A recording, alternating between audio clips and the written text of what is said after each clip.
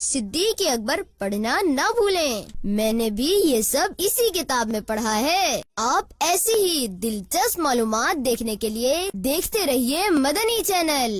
نبیوں کے بعد ہے سب سے بہتر رضی اللہ تعالی عنہ مولانا صدیق اکبر رضی اللہ تعالی عنہ۔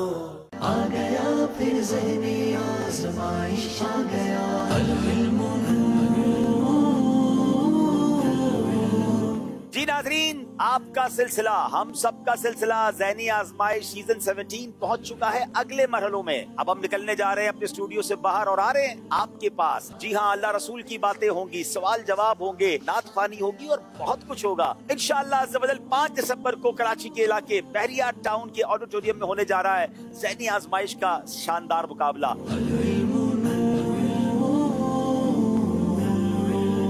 ناظرین ہو جائیے تیار، اگر آپ کے شہر کے قریب بلکہ تھوڑا دور بھی ہو آئیے، اپنے بچوں کو ساتھ لائیے اور مل کر ذہنی آزمائش میں ہم شامل ہوتے ہیں، انعامات بھی حاصل کرتے جائیے، علم دین بھی سیکھتے جائیے۔ آ گیا پھر ذہنی آزمائش، آ گیا آپ کا مدنی چینل، آپ کا مدنی چینل، آپ کا مدنی چینل، آپ کا مدنی چینل۔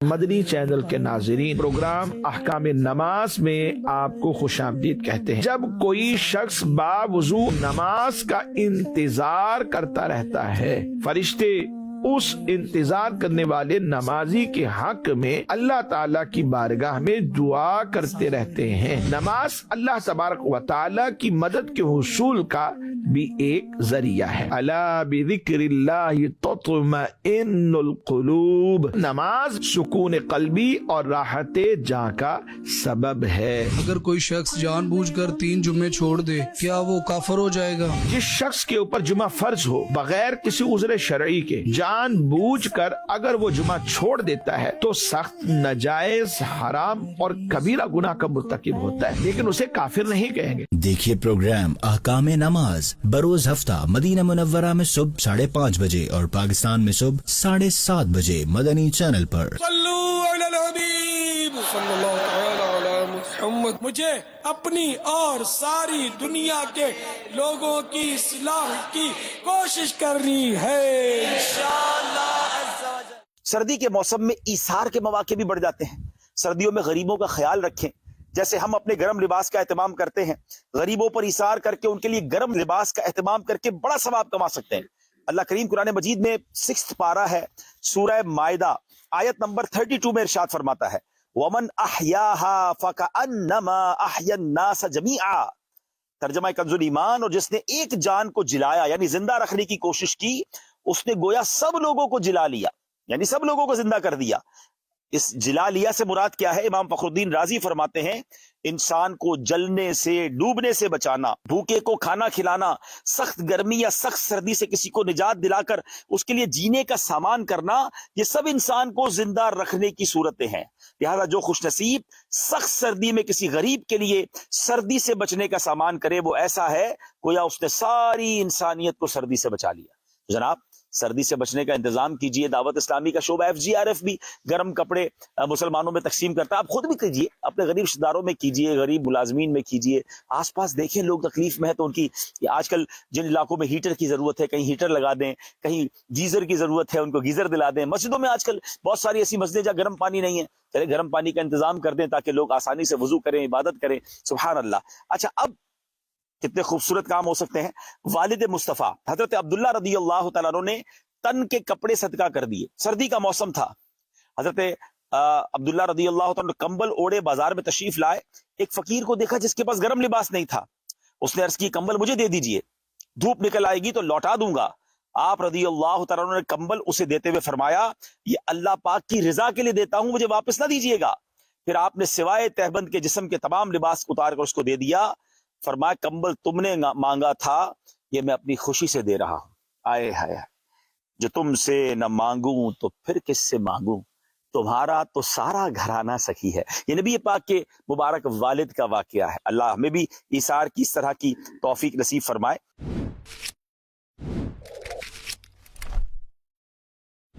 ہادیوں رہنما ہمارے علماء ہو کبھی درپیش جو کوئی مسئلہ پوچھ لے حاضر ہو ہم ان کی بارگاہ.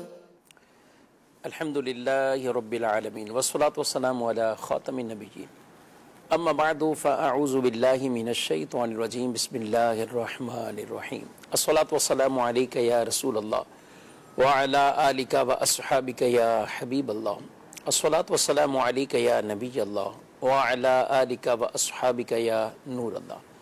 مدنی چینل کے ناظرین، پروگرام دارالفتاء اہل سنت میں آپ کو خوش آمدید کہتے ہیں، مرحبا کہتے ہیں. اللہ رب العالمین ہم سب کو دین اسلام کے احکامات سیکھ کر سمجھ کر ان پر عمل پیرا ہونے کی توفیق عطا فرمائے. ہمارے پیارے رسول صلی اللہ تعالی علیہ وآلہ وسلم کا فرمان عظمت عالی شان ہے، من صلی علیہ صلاۃ کتب اللہ لہ قراۃ والقراۃ مثل احد.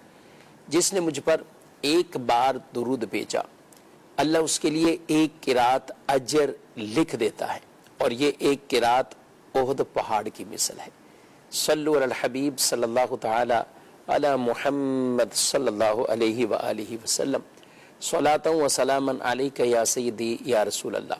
ناظرین کرام، اس پروگرام میں بطور خاص آپ کے سوالات شامل کیے جاتے ہیں. نمبر آپ اسکرین پر نازل فرما رہے ہیں، ان نمبرز پر اپنے سوالات آپ پہنچا سکتے ہیں. انشاءاللہ آپ کے سوالات کے شرعی جوابات وہ آپ کو پیش کیے جائیں گے. آج کے ہمارے اس پروگرام میں شامل سلسلہ ہیں مفتی محمد جمیل رضا اطاری صاحب، ان کو خوش آمدید کہتے ہیں. جزاکم اللہ خیر. کیسے مزاج گرامی آپ کے؟ الحمدللہ علی کل حال. ماشاءاللہ. بڑھتے ہیں، ہمارے پاس کچھ ویڈیو سوالات ہیں تو ہم پہلے دیکھتے ہیں ہمارے ناظرین کیا پوچھنا چاہتے ہیں. میرا سوال یہ ہے، بغیر دعوت کے شادی میں کھانا کیسا ہے، صحیح ہے غلط ہے؟ جی، بغیر دعوت کے شادی میں بن بلائے مہمان کیا کہتے ہیں؟ بسم اللہ الرحمن الرحیم. کسی بھی شخص نے جو دعوت کا کھانے پینے کی اشیاء کا اہتمام کیا ہو اور جن جن افراد کو اس نے دعوت دی ہے ان کے علاوہ کوئی ایسا شخص کہ جس کا اس دعوت میں اس کو بلایا نہیں گیا اور اس کے آنے سے صاحب دعوت یعنی جو میزبان ہے اس کے آنے اور اس کے وہاں کھانے سے وہ خوش بھی نہیں ہوگا، تو ایسی صورت میں اس کا وہاں جا کر دعوت میں کھانے پینے کا سلسلہ کرنا یہ جائز نہیں ہے، یہ ایک ناجائز عمل ہے. اور نبی کریم صلی اللہ علیہ وسلم نے بغیر دعوت ملے کسی شخص کے یوں دعوت کے اندر چلے جانا اور وہاں کھا لینا پی لینا، تو اس کو آقا دو عالم صلی اللہ علیہ وسلم نے ارشاد فرمایا دخل سارقن، یہ جو داخل ہوا ہے بن بلائے، یہ ایک چور کی حیثیت سے داخل ہوا ہے. اور فرمایا گا وہ خرج مغیرن، اور یہ جب واپسی پلٹے گا تو غارت گری کر کے پلٹنے والا سمجھا جائے گا، لوٹ مار کر کے یہ جانے والا ہوگا. اور عمومی طور پہ جب کوئی کسی کے ہاں مہمان کے طور پہ جاتا ہے تو وہ کھانے پینے میں ایک تہذیب کا بھی دائرہ مد نظر رکھتا ہے، کیونکہ وہ بلایا گیا ہے بطور گیسٹ. تو مہمان نوازی کے بھی، میزبانی کے بھی اور کسی کے ہاں دعوت پہ جانے کے بھی طور طریقے ہیں، شریعت مطہرہ نے آداب بیان فرمائے ہیں. لیکن جو بن بلائے آئے گا، سب سے بنیادی غلطی ہے اس نے یہ کی کہ بن بلائے آیا. جب وہ آیا ہے تو اس نے وہ طور طریقے آداب جو شریعت مطہرہ نے دعوت کے رکھے ہیں ان کو کہاں بروئے کار لانا ہے. اس کی ابتدا ہی چور، یعنی اب وہ جو جسنا چور چوری چھپے آتا ہے، اسی طرح یہ دعوتوں میں اس انداز سے آئے گا کہ لڑکے والے سمجھیں گے کہ لڑکی والوں کی طرف سے ہے، ٹھیک ہے، اور لڑکی والے سمجھیں گے باراتی ہے لڑکے والوں کی طرف سے آیا ہے. صحیح. اس انداز سے وہ ہر ممکن طور پہ چاہے گا کہ میرا یہ راز ہی رہے، کسی کو پتہ نہ چلے. صحیح. تو اس انداز سے وہ چوری کر کے اندر داخل ہوا، اور جب وہ کھائے گا پیے گا تو ایسا آدمی خواہش نفسانی کا پیروکار ہوتا ہے. جو کھائے گا تو پھر وہ ضائع بھی بہت کرے گا اور بہت زیادہ کھائے گا. تو یہ گویا کہ اس کا کھانا جو چاہے وہ ایک نوالا ہو یا 10 پلیٹیں ہوں، یہ جو کھائے گا اس کا کھانا چونکہ جائز نہیں ہے، تو گویا صاحب خانہ کے مال میں کمی کرنے کا سبب بنا، برباد کر رہا ہے، لوٹ مار کر رہا ہے. تو شرعاً اس کی اجازت نہیں ہے، حرام ہے ایسا کرنا. البتہ فقہ کرام نے ایک صورت یہ بیان فرمائی ہے، جیسے کسی معزز ہستی اس کو دعوت دی گئی اور یہ معلوم ہے کہ وہ اکیلے نہیں آتے، یعنی ان کا یہ معلوم ہے کہ ہلکا احباب کچھ نہ کچھ ان کے ساتھ رفقا ہوں گے، دوست احباب ان کے قریبی، اور یا جیسے حالات ہیں ان حالات کے پیش نظر کوئی نہ کوئی سیکیورٹی کے حساب سے بھی ان کے ساتھ بندہ ہوگا. تو اب اگر کوئی ایسا آدمی جو ان کے ساتھ ایسا اٹیچ ہے کہ جس کے بغیر وہ ہستی وہ شخصیت دعوت میں نہیں جاتی، تو اب ایک ہی شخص کو دعوت ملی اور انڈرسٹوڈ ہے کہ ان کے ساتھ اور بھی آئیں گے، ان کو باقاعدہ دعوت نہیں دی گئی، تو ایسے افراد کا ان مدعو شخص کے ساتھ وہ دعوت میں شرکت کرنا یہ جائز ہے. اچھا، چاہے وہ دینی ہو یا دنیاوی طور پر کوئی عہدہ منصب ہے کہ جن کے بارے میں لوگوں کا ایک گمان بنا ہوا ہے کہ فلاں کو دعوت دینے کا مطلب ہی 8-10 کو بلانا ہے، ان کا انتظام کرنا. اچھا، پھر جو آپ نے بات کی سیکورٹی کے حوالے سے کئیوں کے ساتھ، تو یہ بھی مائنڈ میں ہوتا ہے کہ فلاں شخصیت ہے تو ان کے پاس گارڈز ہیں اور یہ بھی ان کے لیے اہتمام کرنا ہے. تو ڈرائیور ہوتے ہیں. جی ہاں. تو اس یعنی باقاعدہ ڈرائیور کو دعوت نہیں دی گئی، لیکن ڈرائیور جو ہے وہ تابع ہے. علماء کرام کے بارے میں یعنی اور بالخصوص مشہور علماء کے بارے میں پتہ ہی ہوتا ہے کہ وہ آ رہے ہیں تو ان کے ساتھ ڈرائیور ہوں گے یا کوئی ساتھ ہوگا. عام طور پر کوئی ان کے ساتھ 1-2 افراد ہوتے ہی ہیں. یعنی نارمل کی بھی اگر ہم گفتگو کریں تو یہاں وہ رخصت والی صورت ہی نہیں. بالکل، یہاں چونکہ صاحب خانہ نے اگرچہ کارڈ ان شخصیت ہی کو دیا ہے، صحیح، لیکن اس کو پتہ ہے کہ اور دیگر افراد بھی جو ان کے ساتھ اینی ٹائم رہتے ہیں یا کہیں پر بھی دعوت یا محافل میں پہنچتے ہیں، تو وہ یہ افراد لازمی جو گویا جزء لا ينفق ہیں، یہ ان کے ساتھ ہی رہیں گے. تو ایسے افراد کا باقاعدہ صراحتاً اجازت نہ بھی ملی ہو تو یہ ایک دلالتاً اجازت سمجھی جاتی ہے. یہ افراد بن بلائے نہیں ہیں.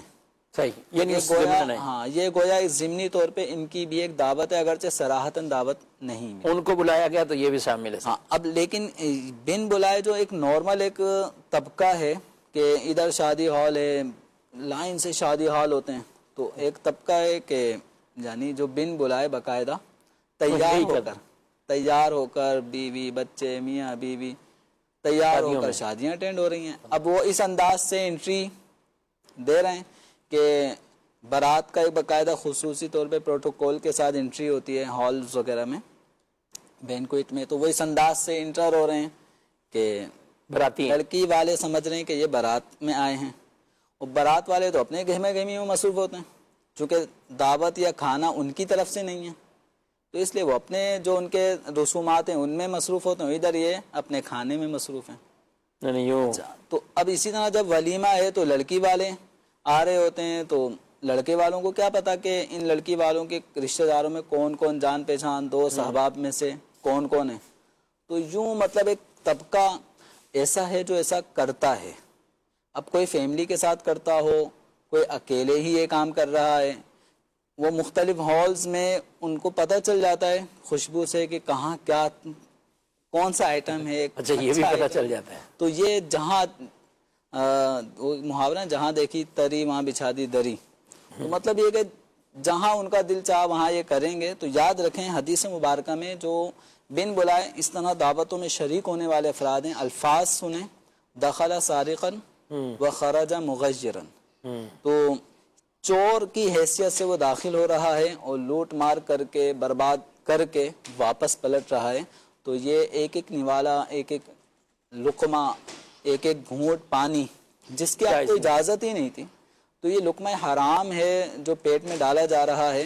اور اس طرح اگر کوئی اپنی فیملی کو لے کر بھی یوں نکلتا ہے تو لقمہ حرام اپنی فیملی کو کھلا رہا ہے. غلط تربیت اپنی اولاد کو دے رہا ہے، تو یہ انداز بالکل نہیں ہونا چاہیے۔ اچھا، اس میں آپ نے کہا کہ اس کے جانے سے صاحب خانہ وہ خوش یا ان کی وہ ناراض ہو، یعنی خوش نہ ہو، تو اس میں کوئی کیا اور کیا رخصت والی بعض اوقات ہوتا یہ ہے کہ اب شادی کی دعوتوں میں بھی باقاعدہ کارڈز پہ بھی لکھنا شروع ہو گئے لوگ، 2%، جی جی، 2 افراد یا میاں بیوی، اس طرح کر کے تعیین کر دی جاتی ہے۔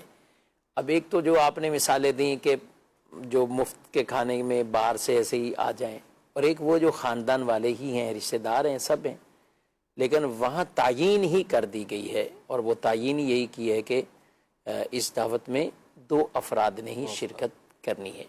تو اب جب دعوت ہی اس طرح 2 افراد کی آئے تو کیا ہونا چاہیے اس حوالے سے؟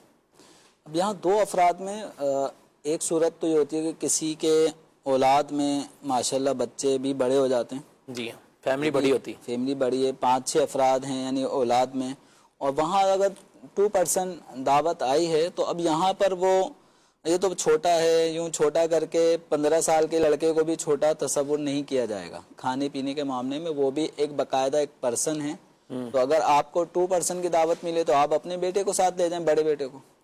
اچھا، بعض اوقات وہ بہت چھوٹے بچے ہوتے ہیں، 4-5-6 سال کے بچے کہ جن کو اکیلا گھر پہ چھوڑا نہیں جا سکتا، اب میاں بیوی 2% میں آ گئے، اب یہ چھوٹے جو بچے ہیں 6-7 سال کے، یہ تو اپنے ماں باپ کے بغیر رہ نہیں سکتے، تو یہ ایک ضمنی اور یہ تابع ہیں، ان کو کاؤنٹ نہیں کیا جائے گا، یہ تو 2.5 ہو گئے یا 2.25 ہو گئے، یہ تو افراد بڑھا دیے، تو یہ بچے کاؤنٹ نہیں کیے جاتے۔ صحیح۔ ہاں، جو بچے 15-16 سال کے ہو چکے ہیں، باقاعدہ قد کاٹ، تو ان کو باقاعدہ ایک پرسن شمار کیا جاتا ہے۔ اب یہاں پہ یہ نہ ہو کہ میاں بیوی بھی جا رہے ہیں اور ساتھ میں اپنا کوئی 15-16 سال کا بیٹا بھی لے کے جا رہے ہیں کہ بھائی 2 کی اجازت ہے، یہ تو ایسی گریوی میں آ گیا، تو یوں نہیں ہوگا، اس کے یہ باقاعدہ تیسرا فرد ہے۔ اب اگر ایسا ہے کہ کسی جاننے والی کی ہاں دعوت ہے اور بچہ بھی دعوت میں پیچھے لگ گیا کہ میں بھی فلاں انکل کی دعوت میں مجھے بھی جانا ہے، اور دعوت نہیں ہے، اور دعوت صرف 2 آدمیوں کی ہے، تو میاں بیوی اور ساتھ میں وہ بچہ بھی آپ کا 15-16 سال کا، وہ بھی پیچھے لگا ہوا ہے، تو اب آپ کو جب آپ نے انٹری دینی ہے تو اس وقت آپ صاحب خانہ سے یا میزبان سے آپ باقاعدہ اجازت لیں گے کہ آپ کی طرف سے کارڈ میں تو 2 کا لکھا تھا، لیکن اس شادی میں شرکت کی اس کو اتنی چاہت تھی یا آپ سے تقریب میں آنے کی کہ یہ بھی پیچھے ضد کر کے آ گئے، اب آپ کی طرف سے اجازت ہو تو یہ انٹر ہوں گے، ورنہ یہ واپسی چلے جائیں گے۔ اب وہ تو اجازت ہی دے گا، پھر اس وقت وہ کہے گا کہ اب سر پہ آگے مجھ سے مانگ رہے تو اب میں کیا؟ اب یہ کہ اجازت کے بغیر داخلہ منع ہے، نبی پاک صلی اللہ بلکہ اس کی حدیث پاک میں ایک جگہ پہ اسی چیز کے حوالے سے اللہ کے نبی پاک صلی اللہ تعالیٰ علیہ وسلم کے ساتھ بھی جائیں اور آپ جن کو بھی لے کر جائیں، ہمیں وہ بھی روایات ملتی ہیں کہ جب کھانے کے لیے دعوت دی گئی اور کہا گیا کہ اتنے افراد کا ہے، 4-5 افراد کی دعوت تھی، لیکن آپ صلی اللہ علیہ وسلم نے جتنے بھی بیٹھے تھے سب کو کہا کہ حضرت جابر کے گھر چلیں، تو اب وہ یہ دعوت تھی، دیگر اور بھی جو دعوتوں کا ذکر ملتا ہے کہ جس میں سب کو دعوت دے دی گئی، غزوہ خندق کے موقع پر بھی۔ تو اعلیٰ حضرت علیہ رحمہ نے بڑی خوبصورت بات لکھی، فرمایا کہ یہاں پر یہ تھا کہ جیسے ہی ان کو پتہ چلا کہ بھی پوری جماعت ہی آ رہی ہے، اب انہوں نے بھی اپنی اہلیہ سے پوچھا کھانا، تو آگے سے جواب یہ ملا کہ آپ نے یہ کھانا تو بتا دیا تھا نا کہ ہمارا کھانا ہے ہمارے پاس اتنا ہے، کہا بتا دیا تھا، کہا بس پھر یعنی وہ لے کے آ رہے ہیں تو خود ہی گویا کہ انتظام کرنے والے۔ فرمایا یہاں پر رسول اللہ صلی اللہ علیہ وسلم نے چونکہ اپنے معجزے کا اظہار بھی فرمانا تھا، اور یہ جو لے کر آئے آپ صلی اللہ علیہ وسلم، تو وہاں پر ان کا انتظام بھی خود ہی فرمایا، کھانے میں وہ برکت ہوئی، وسعت ہوئی، اور سب نے کھانا بھی برقرار رہا ان کا کھانا۔ اچھا، یہ بھی اظہار فرمایا جہاں یہ چاہتے ہیں تو وہاں یہ بھی، کہیں پانی کثرت میں، کہیں خشک کنواں ہے تو وہ بھی چشمے اس میں وہ بنائیں اور پانی آنا شروع ہو جائے، یہ چیزوں کا بھی اظہار فرمایا۔ لیکن وہ روایت جس کی طرف آپ کے ایک مقام پہ آپ پہنچے تو صاحب خانہ سے آپ نے کہہ دیا تھا کہ یہ شخص ہمارے ساتھ نہیں ہے، اجازت دیں گے تو یہ آ جائیں گے، واپسی چلے جائیں گے۔ یہ بھی ایک تعلیم ہے، بالکل نبی کریم صلی اللہ علیہ وسلم کی تعلیمات ہیں کہ کوئی بھی شخص کسی کا لقمہ اس کی اجازت کے بغیر نہ کھائے، تو اب چونکہ صاحب خانہ نے چند افراد کی دعوت کی تھی آپ صلی اللہ علیہ وسلم کے ساتھ جو چند افراد تھے، لیکن ایک فرد جو اس دعوت کا حصہ نہیں تھے، نبی پاک صلی اللہ علیہ وسلم کی صحبت میں وہ ساتھ ساتھ چلتے رہے، اب اندر جانا ہے تو ان کا بھی دل چاہ رہا ہے کہ میں مزید صحبت مصطفیٰ صلی اللہ علیہ وسلم پالوں، لیکن آپ صلی اللہ علیہ وسلم نے فرمایا کہ صاحب خانہ نے اتنوں کی دعوت کی تھی اور آپ اس حوالے سے زائد ہیں، میں صاحب خانہ سے پوچھوں گا، اگر وہ اجازت دیں گے تو آپ جائیں گے اندر، ورنہ نہیں۔ تو صاحب خانہ نے کہا تھا حضور آپ چاہتے ہیں تو آپ کے ساتھ آئیں، اجازت ہے۔ تو اب یہ اس طرح صاحب خانہ کی اجازت کے ساتھ وہ گھر میں داخل ہوئے اور کھانے میں وہ بھی شامل ہوئے۔ تو یہاں پہ بھی نبی کریم صلی اللہ علیہ وسلم کا اپنی امت کو ایک تعلیم دینی ہے، ورنہ آپ صلی اللہ علیہ وسلم اگر زیادہ بھی افراد لے کر آئے ہیں جیسے کہ حضرت جابر رضی اللہ عنہ کے اس میں، تو وہ ایک معجزے کا اظہار اپنی جگہ، لیکن اپنی امت کو تعلیم بھی دینی تھی کہ جتنے افراد کا اہتمام کیا گیا، کہا گیا، اس سے ایک فرد بھی زائد نہیں ہونا چاہیے۔ ماشاءاللہ۔ بڑھتے ہیں آپ کی مزید کالز کی طرف۔ میرا آپ سے یہ سوال ہے کہ سورۃ الملک مغرب کے بعد پڑھنے سے عذاب قبر سے نجات ملے گی؟ برائے کرم جواب ارشاد فرما دیجیے گا۔ جی، سورہ ملک مغرب کے بعد پڑھنے سے، سورہ ملک رات میں پڑھنے کی جو فضیلت ہے وہ فضیلت بعد مغرب رات شروع ہو جاتی ہے، تو لہذا اگر کوئی مغرب کی نماز کے بعد اگر سورہ ملک پڑھتا ہے تو اس کو بھی رات میں سورہ ملک پڑھنے کی جو فضیلت ہے وہ انشاءاللہ حاصل ہوگی۔ اچھا، مزید مفتی صاحب میرا آپ سے سوال یہ ہے، جمعے کے خطبے میں آیت رہ جانے کا حکم کیا ہے؟ میں کرم جواب ارشاد۔ جی، جمعے کے خطبے میں آیت رہ جائے، ڈیٹیل تو انہوں نے نہیں بتائی کہ وہ کون سی آیت رہ جائے۔ اچھا، خطبے کا کہا ہے، نماز کا نہیں، اور کل جمعہ بھی ہے، نمازی اس کا مطلب خطبہ کے ان خطبوں کو توجہ سے سنتے بھی ہیں، لیکن بعض آیتیں مشہور ہوتی ہیں، ہو سکتا ہے یہ جمعے کا جو لفظ جمعہ من یوم الجمعۃ فاسعوا الی ذکر اللہ، وہی کلمات اگر نہیں سنے تو سوال تو بنے گا۔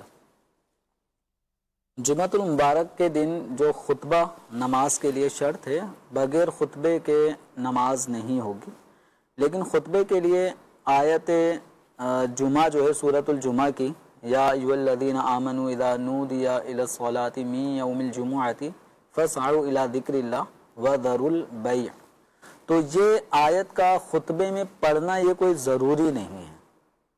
تو چونکہ جمعہ کا دن ہے اور خطبہ جمعہ ہے تو اس لیے اس آیت کریمہ کو پڑھا جاتا ہے، لیکن خطبہ ہونے کے لیے، جمعے کی خطبے کی شرط پوری ہونے کے لیے خاص اس آیت کا پڑھنا ضروری نہیں ہے۔ اس طرح بہت ساری اور دیگر احادیث بھی خطبے میں شامل ہوتی ہیں اور دیگر آیات ہوتی ہیں، تو مختلف قسم کے خطبے جمعے کے علماء نے ترتیب دیے ہیں۔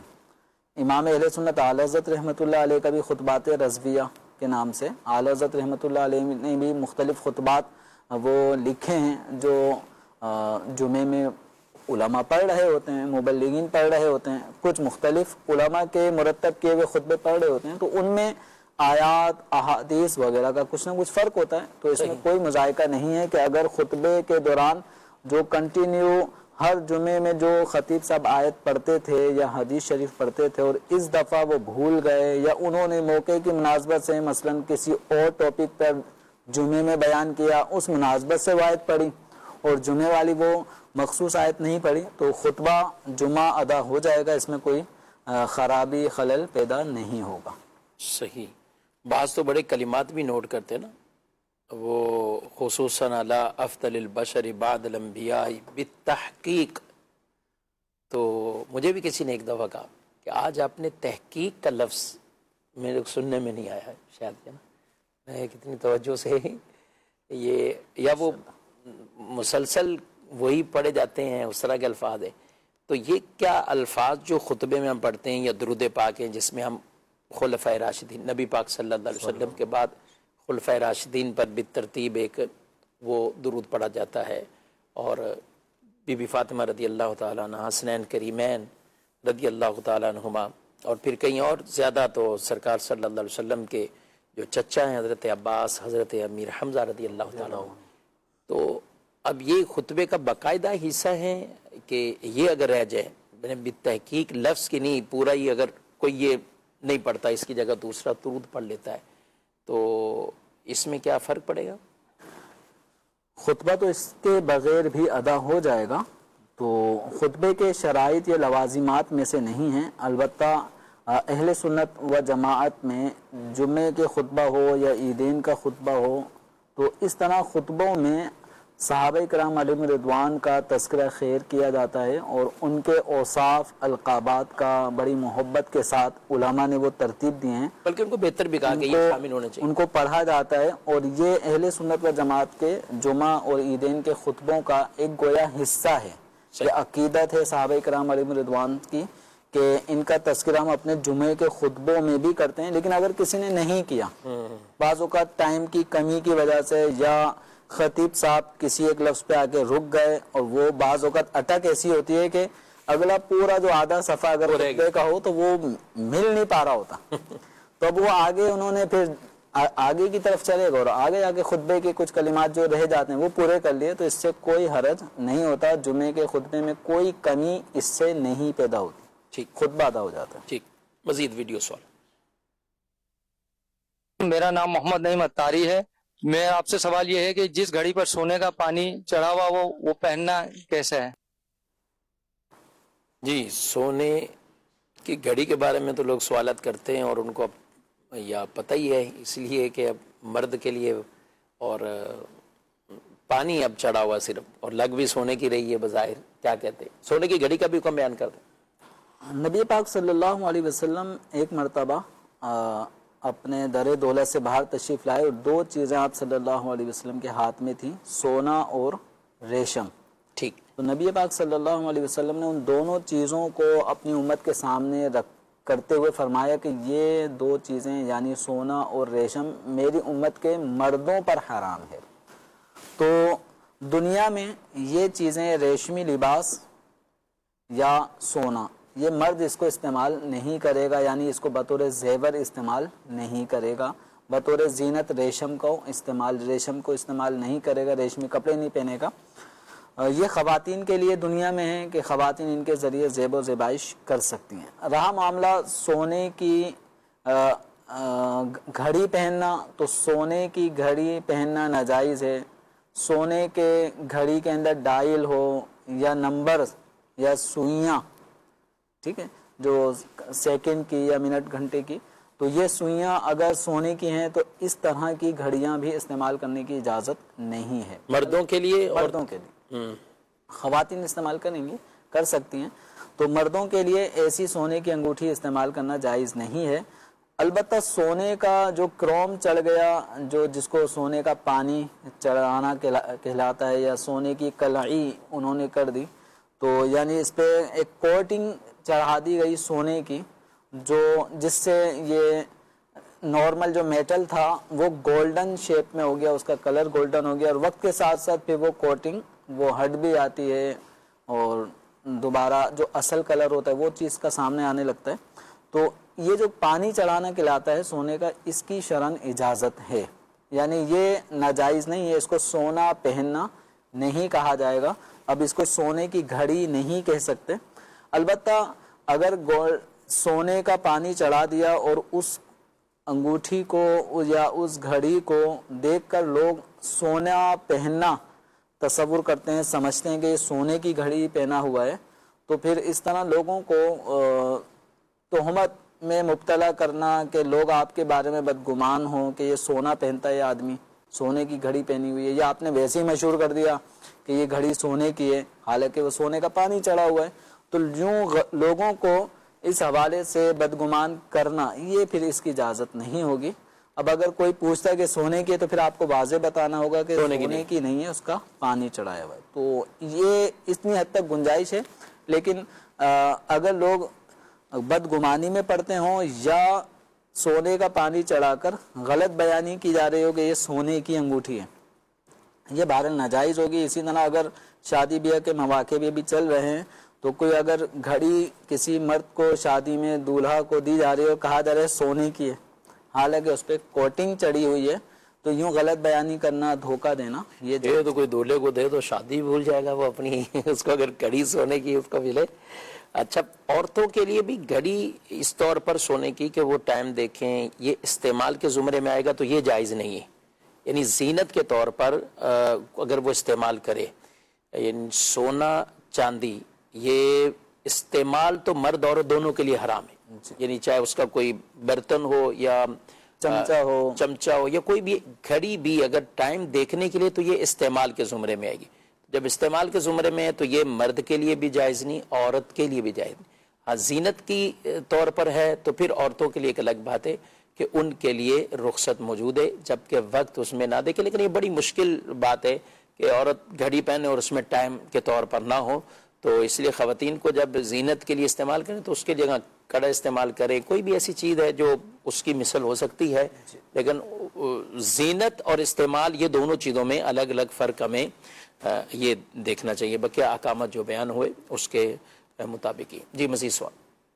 میرا نام محمد درم اکرام ہے, میں سیال موڑ سے بات کر رہا ہوں. میرا آپ سے ایک سوال ہے کہ ہمیں جمعے کی نماز میں پہلے 4 سنت پڑھنے کا موقع نہیں ملا تو ہم نے فرض پڑھ کے مطلب کہ 2 فرض جماعت کے ساتھ پڑھ کے تو آگے ہم نے کس ترتیب کے ساتھ نماز پڑھنی ہے؟ جی سنت قبلیہ پہلے کی سنت.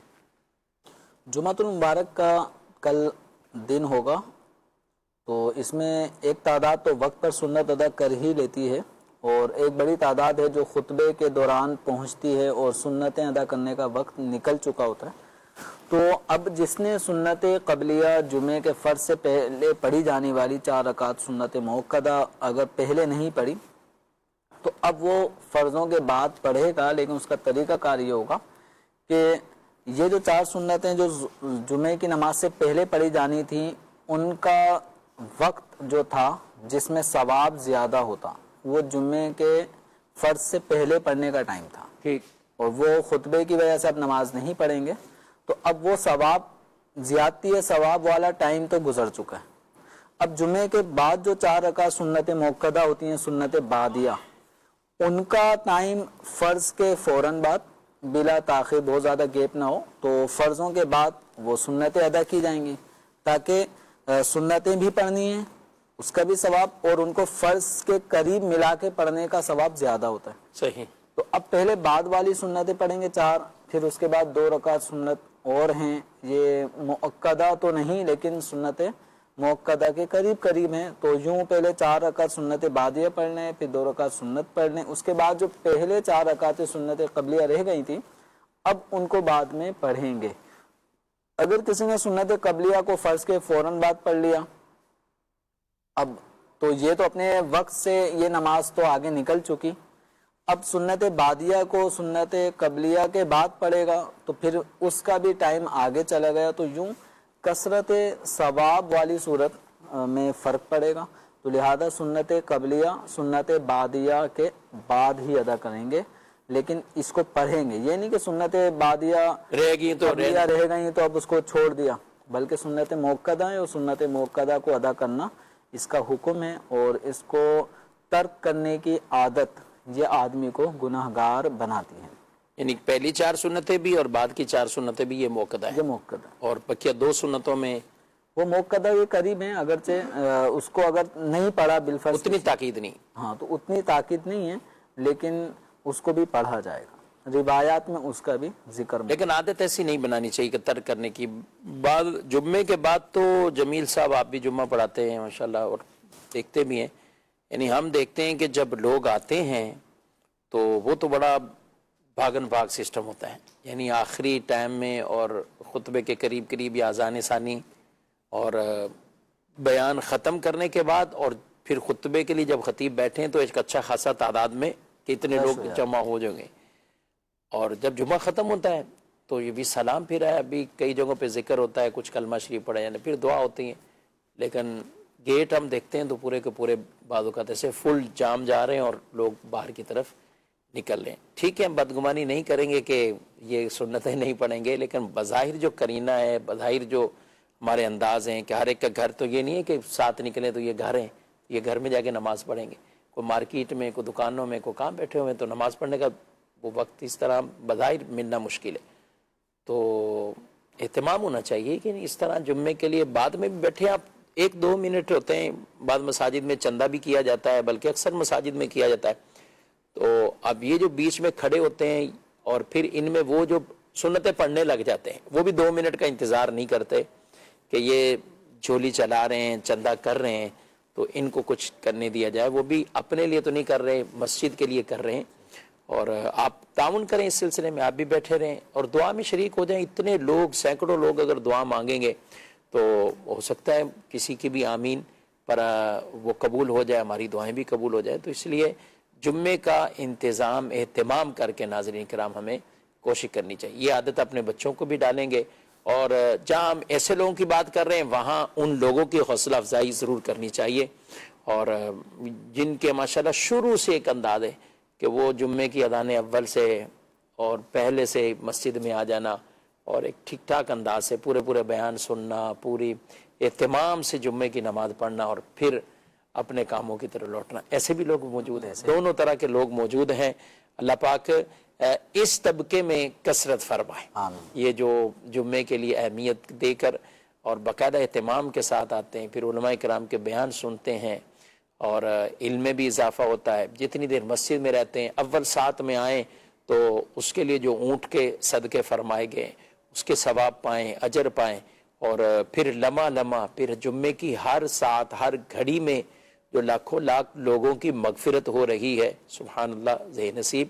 تو ہمیں بھی ان میں ضرور شامل ہونا چاہیے, یعنی کوشش کرنی چاہیے, ایسے اعمال کریں کہ اللہ پاک ہمیں ان میں شامل فرمائے. مزید سوال. ملتان شریف سے بات کر رہا ہوں. ماشاءاللہ سے دارالفتاء اہل سنت سلسلہ بہت پیارا چل رہا ہے. مفتی شفیق صاحب آپ سے یہ سوال ہے, اگر کوئی بندہ نماز پڑھ رہا ہو تو اس کے جسم سے کسی بھی حصے سے خون نکل آئے تو وہ بہنے کی مقدار نہیں نکلا, اس سے کم نکلا ہے, تو اس صورت میں نماز کا کیا حکم ہوگا؟ نماز وہ ٹوٹ جائے گی, اسے صاف کر دوبارہ سے نماز ادا کرنی ہوگی یا کس طرح کرنی ہوگی؟ اس بارے میں کچھ مدنی پھول ارشاد فرمائیں. جی مزید سوال.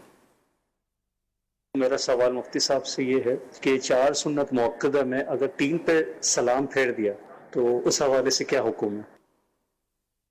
جی پہلا سوال یہ سنت موقدہ کے حوالے سے ہی جو گفتگو چلیں اسی سے اٹیچ کہ 3 پہ سلام پھیرتے ہیں تو اب یہ کیا کریں, کیسے نماز کو درست کریں؟ سنت موقدہ جو 4 رکعت والی نماز ہے, یہ باقاعدہ ہر رکعت یعنی اس کا پڑھنا ضروری ہے, اور یہ 4 رکعتوں پر مشتمل ایک نماز ہے. تو اب اگر ایک رکعت بھی اگر کم ہوگی تو یہ 4 کا عدد پورا نہ ہونے کی وجہ سے یہ 4 رکعتیں جو سنت موقدہ کی نیت سے شروع کی گئی تھی وہ ادا نہیں ہوں گی. تو اگر کسی نے 3 رکعت پڑھی تو ایک رکعت نہ پڑھنے کی وجہ سے ایک رکعت جس کا پڑھنا یہ فرض اس درجے میں اب شروع کر دی, تو اب اس کا پڑھنا یہ ضروری تھا, تو اس میں قیام تھا, رکوع تھا, سجود تھے, وہ ادا نہیں ہوئے تو فرائض رہ گئے. جب فرائض رہ گئے تو یہ نماز انکمپلیٹ ہوئی, نہ یہ ادا نہیں ہوئی, اور 4 رکعتیں سنتیں پھر دوبارہ سے پڑھنی ہوں گی. البتہ ایک صورت ہے کہ اگر تیسری رکعت پہ سلام پھیرا اور کسی سے بات چیت نہیں کی, اٹھ کر مسجد سے باہر نہیں گیا, کوئی چیز کھائی پی نہیں, یعنی ابھی حرمت نماز میں یہ باقی ہے, تو اسے اگر یاد آ گیا تو یہ فوراً چوتھی رکعت کے لیے کھڑا ہو جائے. اللہ اکبر کہہ کر کہنے کی حاجت نہیں ہے, یہ ابھی نماز میں ہی ہے, یہ کھڑا ہو جائے اور چوتھی رکعت ادا کرے, سورہ فاتحہ پڑھے, سورت رکوع سجود کرے, التحیات میں بیٹھے اور اس کے بعد سجدہ سہو کرے. تو سجدہ سہو کرنے سے اس کی نماز درست ہو جائے گی. صحیح. اگر اس نے رکعت نہیں پڑھی, مثال کے طور پہ اب یہ بول پڑا, کچھ بھی الفاظ اس کی زبان سے اسے نکل گئے جس سے نماز ٹوٹ جاتی ہے, تو اب اس کو وہ 4 رکعتیں سنت موقدہ باقاعدہ دوبارہ سے 80 نو پڑھنی ہوں گی. اور 3 رکعت پڑھنے کی صورت میں جبکہ آپ نے نیت 4 رکعت سنت موقدہ کی ہے, اور 3 رکعت پڑھنے کے بعد اب آپ سجدہ سہو کریں اور ذہن بنا لیں کہ بھئی 1 رکعت رہ گئی, سجدہ سہو سے وہ درست ہو جائے گی, تو ایسا نہیں ہوگا, کیونکہ پوری 1 رکعت ہے. تو پوری 1 رکعت کے ذریعے جو نماز میں خلا آیا ہے, جو کمی آئی ہے, وہ سجدہ سہو سے کفایت نہیں کرے گی. صحیح. سجدہ سہو سے وہ کمی پوری نہیں ہوگی, تو اس لیے اس نماز کو دوبارہ سے پڑھنا ہوگا. اچھا, خون نکلا لیکن ایک بہنے کی مقدار نہ ہو اور نکلا عین نماز میں, کیا ہوگا؟ نماز کی حالت میں اگر اتنا کم مقدار میں خون نکلا کہ وہ بہنے کی صلاحیت نہیں رکھتا تو اس سے وضو بھی نہیں ٹوٹا، اس سے نماز بھی نہیں ٹوٹی، تو اس صورت میں نماز کو کنٹینیو ہی رکھا جائے گا، نماز سے نکلیں گے نہیں، کیونکہ جب وضو بھی برقرار ہے تو نماز بھی برقرار ہے، تو اب نماز سے نکلنے کا مطلب ہوگا نماز کو توڑنا، اور نماز کو توڑنا بلا عذر شرعی جائز نہیں ہے۔ ٹھیک، ناظرین کرام، آپ نے پروگرام ملاحظہ کیا ہے، آپ کے کئی سوالات ایسے بھی ہوتے ہوں گے کہ جن کے ظاہر جوابات آپ کو ضروری چاہیے، تو دارالتاء سنت میں فون سروس دن میں آن ہوتی ہے 10 بجے سے لے کر 4 بجے تک، اپنے پاس نمبر رکھیے اور آپ اس پر ضرور رابطہ کریں، انشاءاللہ دارالتاء سنت کے علماء کرام، مفتیان کرام آپ کی بر وقت رہنمائی بھی کریں گے، اور جن سے ہو سکے اپنے دینی شرعی مسائل کے لیے ضرور ڈائریکٹ بھی دارالتاء سنت کی کسی بھی برانچ میں جا کر آپ رابطہ کر سکتے ہیں۔ اللہ پاک ہم سب کو دین اسلام کے احکامات سیکھ کر سمجھ کر ان پر عمل پیرا ہونے کی توفیق دے، آمین بجاہ نبی الامین صلی اللہ علیہ وسلم۔ ہادیوں رہنما ہمارے علماء، ہو کبھی درپیش جو کوئی مسئلہ، پوچھ لیں حاضر ہوں ہم ان کی بارگاہ،